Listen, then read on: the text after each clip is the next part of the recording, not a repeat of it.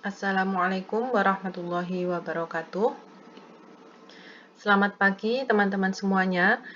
Untuk hari ini saya akan menjelaskan materi bioindustri, biobisnis global, dan biofarmasi. Nah, untuk mata kuliah di semester ini, yang saya ampu itu ada 3 mata kuliah, yaitu bioindustri, biobisnis global, dan biofarmasi. Di mana ketiganya ini masih dalam satu lingkup, yaitu mengenai industri atau bisnis dalam bidang biologi. Oleh karena itu, untuk mata kuliah ini, saya akan menggabungkan materinya dengan mengerjakan proyek. Jadi, untuk mata kuliah bioindustri, biobisnis global, dan biofarmasi, kegiatan mahasiswa adalah mengerjakan proyek yang berkaitan dengan mata kuliah ini.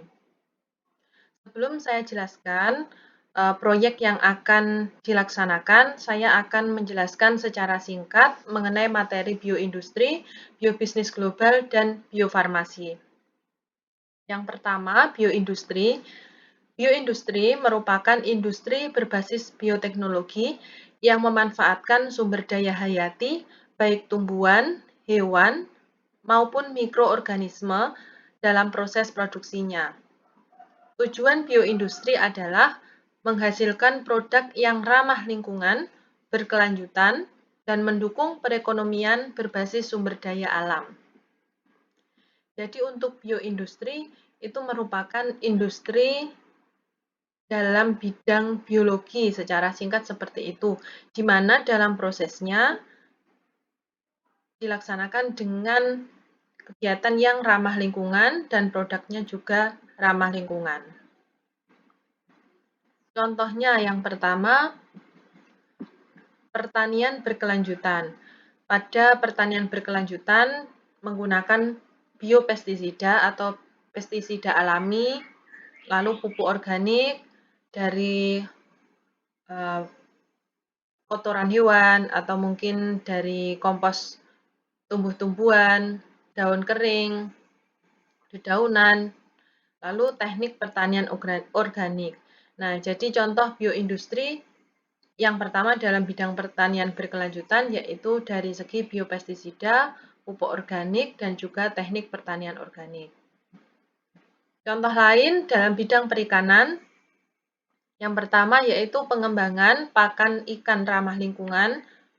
Contohnya menggunakan daun-daun, jadi daun itu juga bisa digunakan sebagai pakan alami bagi ikan, atau juga bisa menggunakan sisa-sisa dari kepala ikan itu sendiri. Jadi biasanya itu contohnya kepala ikan patin itu sebagai pakan lele. Dan juga budidaya ikan berbasis biosecurity. Selanjutnya, contoh yang lain dalam bidang bioenergi. Pemanfaatan biomasa untuk energi seperti bioetanol. Nah, ini contohnya misalkan ada kotoran dari sapi itu bisa dimanfaatkan sebagai bioenergi. Atau pemanfaatan bahan-bahan lain juga bisa sebagai pengganti dari bensin atau sebagai bioetanol. Nah, itu untuk gambaran singkat mengenai materi dari bioindustri. Jadi nanti proyek yang akan dilakukan itu berkaitan dengan bidang bioindustri atau bidang biobisnis global atau biofarmasi. Nah, selanjutnya untuk materi biobisnis global, secara singkat, biobisnis global merujuk pada bisnis yang menggunakan sumber daya biologis untuk menghasilkan produk atau layanan yang dijual secara global. Hal ini mencakup berbagai sektor seperti kesehatan, pertanian, energi, dan lingkungan. Nah, sebenarnya ini juga masih dalam kaitan materi yang tadi ya, bioindustri. Hanya saja ini ranahnya lebih menyeluruh, yaitu tema di biobisnis global itu mencakup bisnis biologi dalam ranah global atau yang mendunia gitu ya, yang bisa diterima oleh masyarakat tingkat dunia. Contoh yang sudah dilakukan pada bidang farmasi dan bioteknologi medis, seperti produksi obat-obatan bioteknologi, vaksin, terapi gen, dan sel punca. Nah, ini contohnya lebih ke bioteknologi modern. Contoh lain pada bidang agrobioteknologi, contohnya pengembangan tanaman tahan hama, lalu tanaman hasil rekayasa genetika, dan juga biofertilizer atau pupuk yang alami, biofertilizer, seperti halnya contoh dari bioindustri tadi. Contoh lain, bidang bioteknologi lingkungan, contohnya pengolahan limbah menggunakan mikroorganisme, bioremediasi, dan pengembangan material biodegradable. Selanjutnya untuk biofarmasi. Biofarmasi adalah cabang ilmu yang mengkombinasikan bioteknologi dengan farmasi untuk mengembangkan obat-obatan yang dihasilkan dari sistem biologis, seperti protein terapeutik, antibodi, vaksin, atau produk berbasis DNA. Nah, jadi kalau yang ini lebih fokus pada bidang farmasi atau obat-obatan. Contoh produknya, antibodi monoklonal digunakan untuk pengobatan kanker, penyakit autoimun, dan infeksi. Lalu vaksin rekombinan, vaksin yang dikembangkan dari teknologi DNA rekombinan, seperti vaksin hepatitis B dan vaksin COVID, dan protein terapeutik, seperti insulin rekombinan untuk pengobatan diabetes.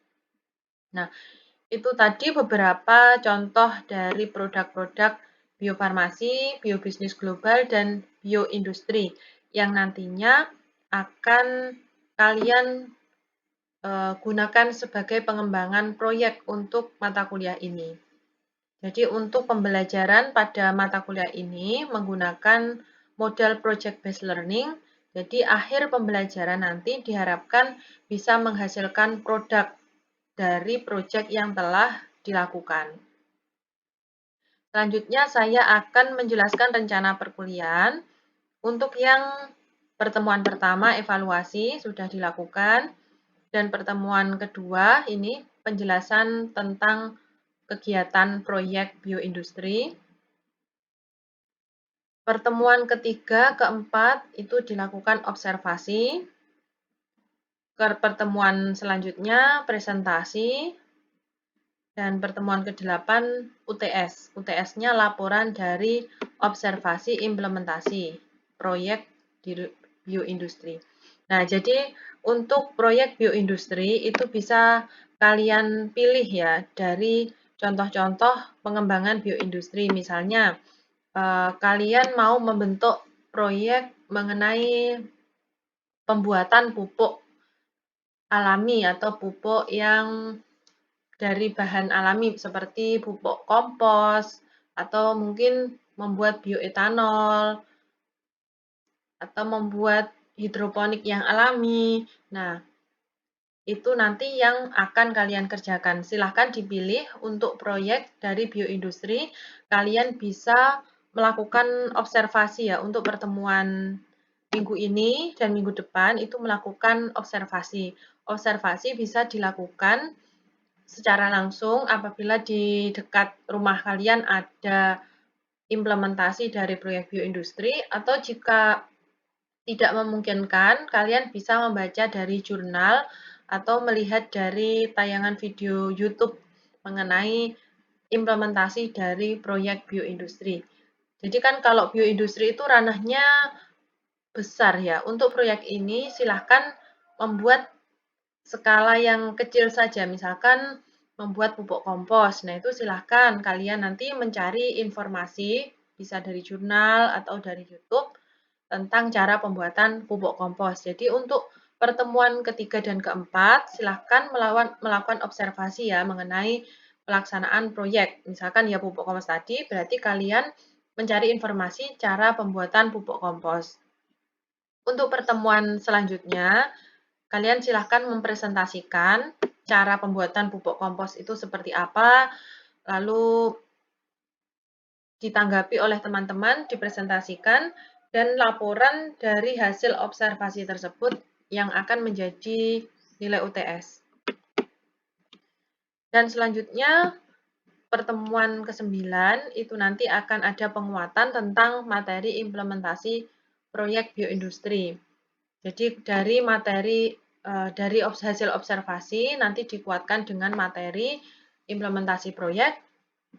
Dan untuk pertemuan selanjutnya, setelah kalian sebelum UTS kan sudah mencari informasi mengenai cara pembuatan pupuk misalkan, atau cara pelaksanaan hidroponik yang ramah lingkungan. Nah, untuk kegiatan pasca UTS nanti silahkan menyusun proyek sendiri. Jadi diimplementasikan dari apa yang sudah dipelajari, baik dari jurnal atau dari YouTube atau dari observasi secara langsung di lingkungan sekitar. Nanti pertemuan selanjutnya silahkan kalian berlatih mengimplementasikan dari apa yang sudah kalian susun di kegiatan sebelum UTS. Yang selanjutnya dipresentasikan dan dilaporkan sekaligus menjadi penilaian untuk UAS. Nah, cukup itu saja untuk penjelasan kegiatan perkuliahan pada mata kuliah bioindustri, biobisnis global, dan biofarmasi. Untuk selanjutnya apabila ada yang ingin ditanyakan, silahkan bisa ditanyakan.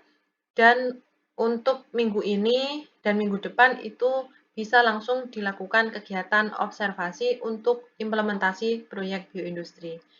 Terima kasih, saya sampaikan. Mohon maaf jika ada kekurangan. Saya tutup dulu. Assalamualaikum warahmatullahi wabarakatuh.